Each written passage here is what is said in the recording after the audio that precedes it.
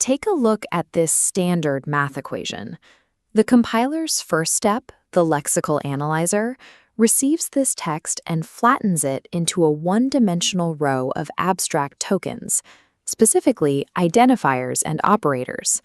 That flat sequence is the absolute limit of the lexer's capability. It groups the characters, but it doesn't understand their relationships. The sequence exists in a vacuum, entirely devoid of structural order. Because the code is just a linear list, we face immediate mathematical ambiguity. Look at the addition and multiplication signs competing for priority. Which operation actually happens first?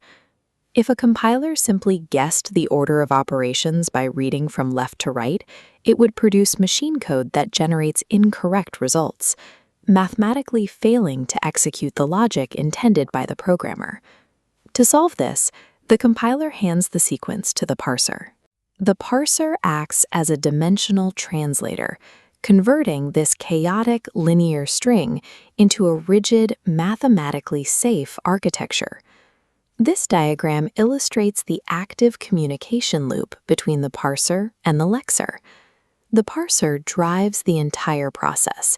It continuously demands the next token in the sequence, pulling them in one by one. As those tokens arrive, the parser performs its first major job, syntax verification. It constantly evaluates the incoming sequence against strict grammar rules to ensure the code is valid. But watch what happens when we feed it a broken sequence, A equals B plus, followed by nothing. The process halts. There is an empty space where an operand should be. This missing piece triggers the second responsibility, error detection. The parser doesn't just halt. It identifies exactly which structural element is missing, like an absent operand, semicolon, or parenthesis, and flags it for the developer. Notice that every token in that broken sequence was perfectly legal. There were no spelling mistakes. The parser strictly checks the grammar of the sequence, ignoring the actual vocabulary entirely.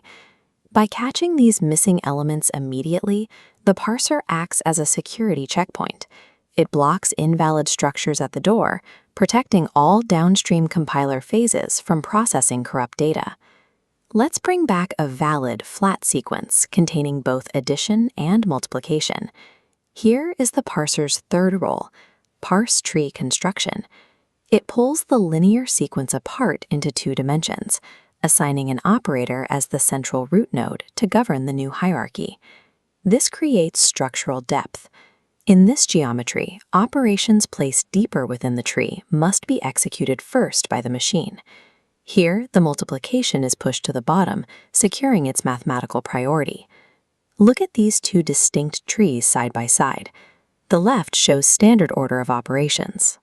The right shows the structure when parentheses force the addition to happen first. Changing the hierarchy completely alters the final mathematical result.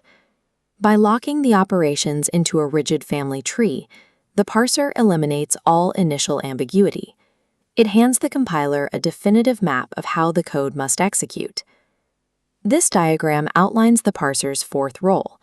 In this macro view of the compiler architecture, the parser sits dead center, acting as the primary interface between the lexer on the left and the semantic analyzer on the right.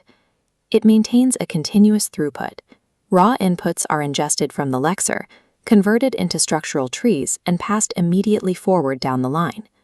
Without this structural intervention, the two halves of the compiler could never communicate. The semantic analyzer cannot process flat text, making the parser the indispensable bridge of the system. Even with a perfect geometric tree, the compiler still doesn't know what the code actually means. A program can be structurally flawless, yet completely illogical. This visual shows the exact division of labor. The lexer generates the tokens, the parser generates the structure, and finally, the semantic analyzer generates the meaning. Only after receiving the parser's tree can the semantic analyzer ask complex, context-based questions.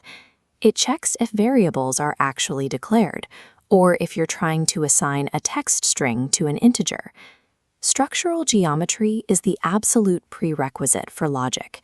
The raw code must be organized by the parser before the final semantic checks of the compilation process can take over.